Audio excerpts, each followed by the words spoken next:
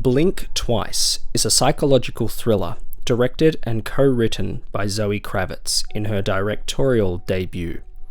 The film stars Naomi Ackie, Channing Tatum, Christian Slater, Simon Rex, Adria Arjona, Haley Joel Osment, Kyle MacLachlan, Gina Davis, and Alia Shawkat. The plot follows Frida, a cocktail waitress who becomes infatuated with a billionaire tech mogul named Slater King. On a whim, Frida and her friend Jess travel with him to his private island for a luxurious getaway, full of partying. However, Frida grows suspicious as her memory starts to fail her whilst on the trip.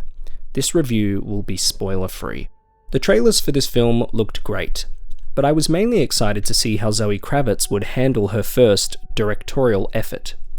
I have enjoyed her in quite a few films up to this point, and she has always appeared cool to me.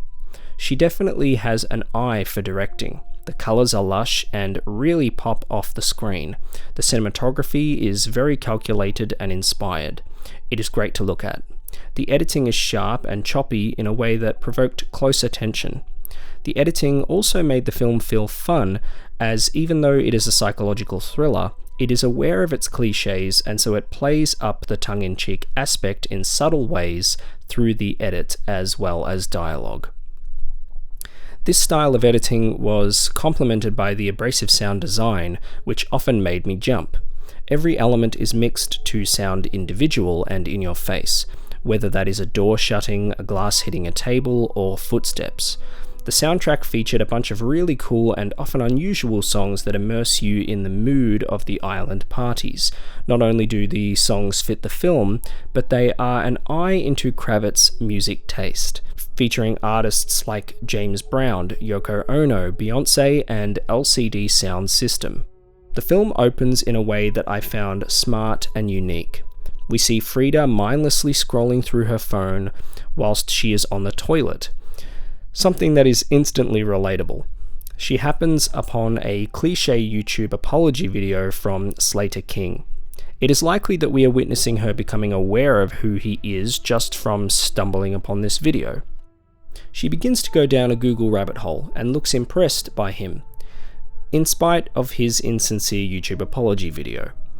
Even though King is charming, we already know as an audience that he isn't to be trusted, not because of his alleged bad behaviour, but because these YouTube apologies are seldom sincere and reek of PR damage control in our real world.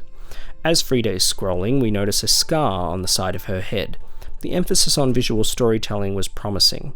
Just from this opening, I got the feeling that the film would have a lot to say about the social media lens in which we view celebrity, and how it can manipulate our judgment.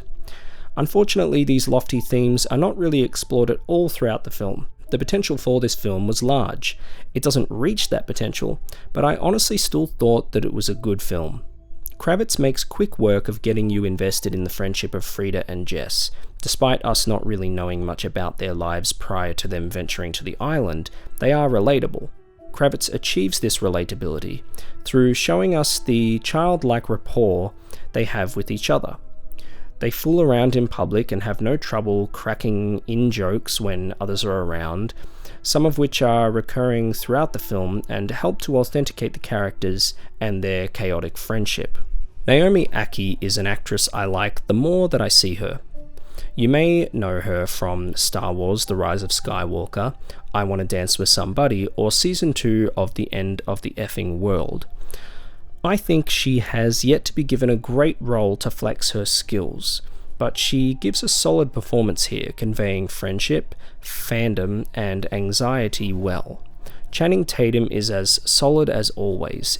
He is good at switching from earnest to slimy depending on the role. The film is hoisted by a delightful supporting cast. You may have seen Adria Arjona in the recent Netflix film Hitman, and she gives the strongest supporting performance here. She does a great job, especially considering she is given the most comedic dialogue of any of the actors, none of which is written particularly well. I was so happy to see Haley Joel Osment. I don't see him in films often enough these days. I also miss seeing Gina Davis in films these days. Here she plays a truly bizarre and eccentric woman in a way that few others can. Kyle MacLachlan doesn't get much to do, but as a Twin Peaks lover, I am just glad to see him at all. I am a lover of mysteries. However, I am hard to please when the inevitable third act reveals roll around. I was consistently invested and found the film fun during its first 2 acts, but once the curtain is drawn, the whole thing feels predictable and lacking in depth.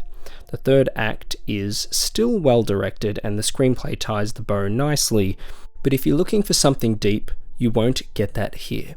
This isn't the next Midsummer or anything like that. It's actually rather cliché in its third act. Many will be frustrated with the fact that this film chose a slightly campy approach. Many will argue that it is lazily written. I can understand that, as there was a lot of wasted thematic potential. I think the positives outweigh those negatives, as you can feel the passion and the competence behind the camera from Zoe Kravitz. This is a fairly strong debut, and I'm excited to see what she does next. I am a big champion of original mid-budget Hollywood films. I wouldn't consider this a must-see, but if you're interested in the film, I would recommend it. It is sharply directed and has a strong build-up. It just needed a more nuanced screenplay.